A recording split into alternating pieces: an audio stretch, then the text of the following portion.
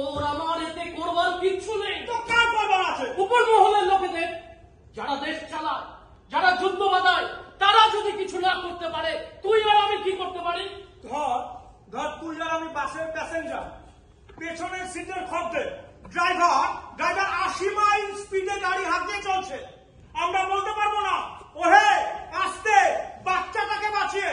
বলতে পারবো না ড্রাইভারটার লাইসেন্স আছে কিনা, সে অন্ধ কিনা। আমাদের বাইরের দৃশ্য দেখতে হবে, আর দেখে বলতে হবে আহা কি সুন্দর। তাই বলে দেওয়ালে মাথা খুঁড়ে নিজের জীবনটাকে নষ্ট করবি, যে ব্যাপারে তোর বিন্দু মাত্র দায়িত্ব নেই। কে বলেনি? কি দায়িত্ব আছে বল? দুটো দায়িত্ব আছে। এক, আমি আর ওই ড্রাইভার একই জাতের মানুষ।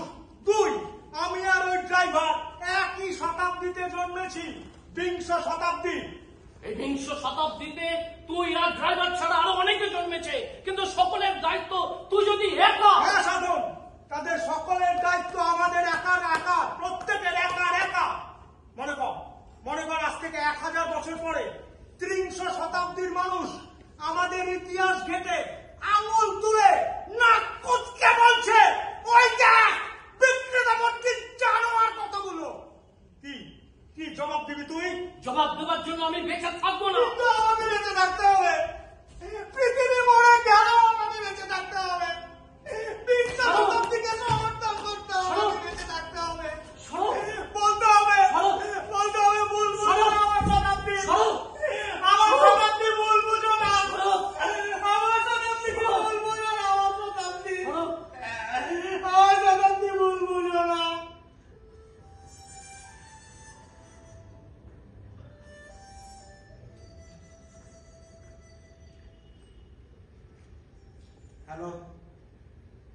হ্যালো 1 2 3 4 5 6 হ্যালো শুনতে পাচ্ছেন? আমার কথা শুনতে পাচ্ছেন? হ্যালো 1 2 3 4 5 6 হ্যালো 30 শতাব্দীর মানুষ শোনো, আমি শরৎ চৌধুরী 20 শতাব্দীর মানুষ, বিগত মৃত বিধ্বস্ত শতাব্দীর একমাত্র প্রতিনিধি শরৎ চৌধুরী কথা বলছি। মিথ্যা সাক্ষ্যে বিচার করো না, মিথ্যা বিশ্বাসে অবিচার করো না। তোমাদের 30 শতাব্দীর কাছে বলছি, আমার শতাব্দী নির্দোষ। আমার শতাব্দীও সুন্দর হতে পারত যদি না মানুষের জন্মগত চিরশত্রু মানুষ তার সর্বনাশ করত। মানুষের চিরশত্রু মানুষ নিজেই